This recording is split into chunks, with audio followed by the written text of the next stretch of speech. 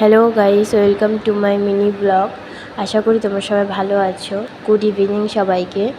আমি আর আমার মামি শুশ্রুতে গেছিলাম ডাক্তার দেখাতে চোখের জন্য। তা আমরা তো প্রথমে কিছু জানতাম না, তাই দোতলায় এসে আমরা রিসেপশান থেকে টিকিট কেটে নিয়ে আমরা বসেছিলাম। এটা হলো আমার টিকিট, আর আমার মামিও পাশে বসেছিল। আমার মামির কাছে আমার মামির টিকিট ছিল।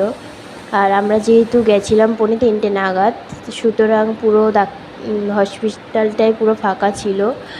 আর এই হলো ওখানে রিসেপশান। আর আমরা বসেছিলাম 108 নম্বর রুমে।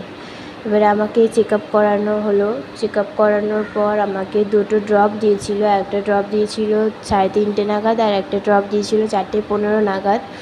তারপর আমাকে ছেড়েছিল প্রায় 5টা নাগাদ।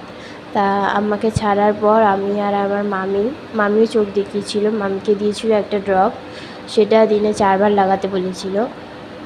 তা আমরা হসপিটাল থেকে বেরিয়ে পাশে ছিল শ্বশুর ফার্মেসি। তা ফার্মেসি থেকে মামির জন্য ড্রপটা নেওয়ার জন্য লাইন দিয়েছিলাম। ওখানে অনেকই লাইন ছিল। তারপর ড্রপটা নেওয়ার পর কিছুক্ষণ ওখানেই আমাদের সময় কেটে যায়। এই হলো মামির প্রেসক্রিপশান। আমরা এখন লাইনে ছিলাম। লাইনে দাঁড়িয়ে দাঁড়িয়ে প্রায় ওখানে আমাদের 10-15 মিনিট চলে গেল। তারপরে আমরা মেডিসিনটা নেওয়ার পর মামিকেই বুঝিয়ে দেওয়ার পর আমরা টাকা পেমেন্ট করলাম। এবারে মামির একটা ড্রপেরই দাম ছিল ম্যাক্সিমাম 500 টাকা। ড্রপটা নেওয়ার পর আমরা চলে গেলাম বাড়িতে।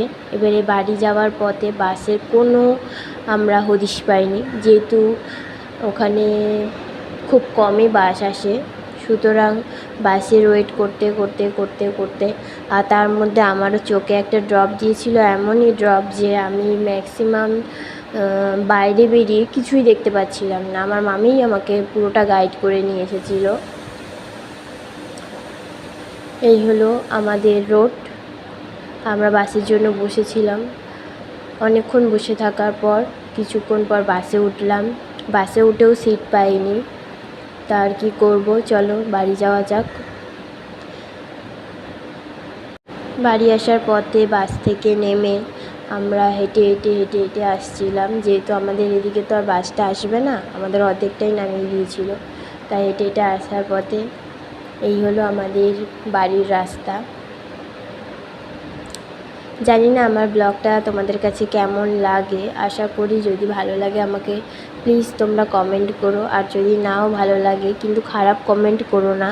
এমন কমেন্ট করো যাতে আমি দুঃখ না পাই। আপনাদের কাছে রিকোয়েস্ট রইল। এই হলো আমার বাড়ির গলি। আমার বাড়ির গলিটা খুবই বাজে। এই হলো আমি। চলো তোমাদের আজকের মতন টাটা।